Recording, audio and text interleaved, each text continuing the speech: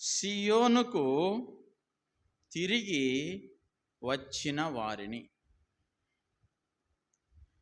సియోను అనగా ఉన్నతమైనటువంటి హెచ్చైనటువంటి స్థలము అని అర్థం. ఈ ఉన్నతమైనటువంటి స్థలములలో ఉన్నటువంటి వారిని, తిరిగి వచ్చిన వారిని అని మనము చూస్తాం.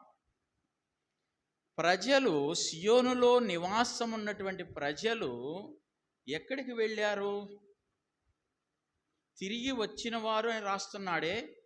సియోన్ అంటే నేను అర్థం చెప్పా, హెచ్చైనటువంటిది అన్నా.